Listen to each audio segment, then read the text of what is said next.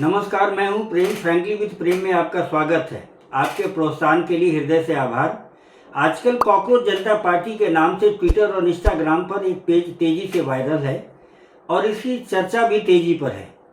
मैंने जब इसके डिटेल को खंगाला तो जानकारी मिली कि इसकी शुरुआत करने वाले सज्जन का नाम अभिजीत दिपके है, जो कभी आम आदमी पार्टी के लिए काम करता था, और एक मिस्टर अर्पित हैं जो भाजपा के कट्टर विरोधी हैं, और भी कई बच्चियां भी इनके टीम में काम कर रहे हैं।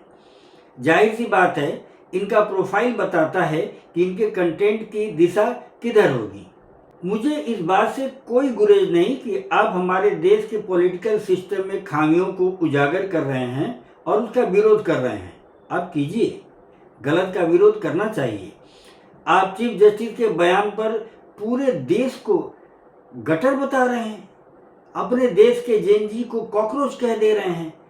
यह एकदम स्वीकार नहीं है। हमारे देश के बच्चे इस देश का भविष्य हैं और देश की प्रगति में पूरे दमखम से हाथ बटा रहे हैं। इसी देश में आदित्य पलीचा और केवल बोहरा जैसे जेनजी बच्चों ने 1200 करोड़ की कंपनी खड़ी कर दी, जिसका नाम जेप्टो है। इसी गठेर में अद्वैत ठाकुर जैसे जेनजी बच्चे ने $3.5 मिलियन की कंप्यूटर की कंपनी बना दी। ऐसे अनगिनत बच्चे कड़ी मेहनत करके अपना भविष्य तो बना ही रहे हैं, देश का नाम भी रोशन कर रहे हैं। इस देश के बच्चों को बरगलाने का काम मत कीजिए। आपका उद्देश्य एकदम राजनीतिक है और सोच एकदम घटिया। आपको राजनीति करनी है, आपका स्वागत है। आप यहाँ आइए, एक पॉलिटिकल पार्टी बनाइए, इलेक्शन लड़िए, अपनी सोच को जनता तक बताइए और प्रधानमंत्री बन जाइए। आपकी सोच लगता है किसी एक पार्टी के आड़ में देश में नेपाल या बांग्लादेश जैसे हालात पैदा करना है।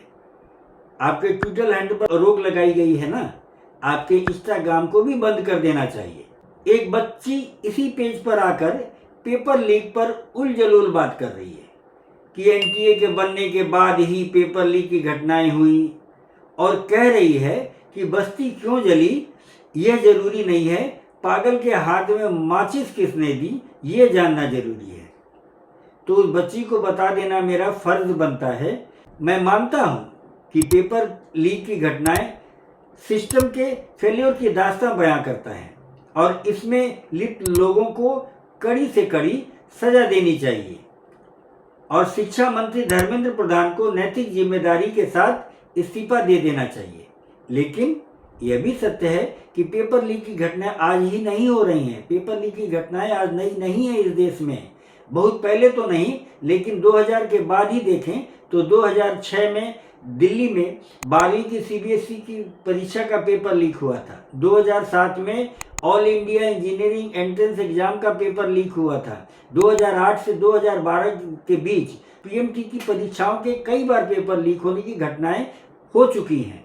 जब से ये सोशल मीडिया ने जोर पकड़ा है, यह एक मजबूत टूल अब असभ्यता, अश्लीलता, नौटंकी और मस्खरी का टूल बनता जा रहा है। और सबसे जो डरावनी बात जो सामने उभर के आई है कि इसका इस्तेमाल अब समाज में विघटनकारी घटनाओं को अंजाम देने के लिए भी होने लगा है।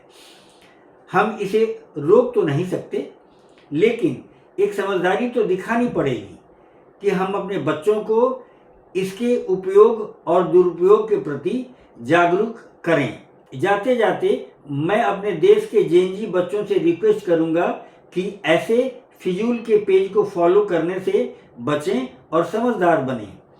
आज के लिए बस इतना ही। मेरा ये प्रोग्राम अच्छा लगे तो लाइक और शेयर जरूर करें, बुरा लगे तो सुझाव दें और चैनल को सब्सक्राइब जरूर करें। नमस्कार, धन्यवाद।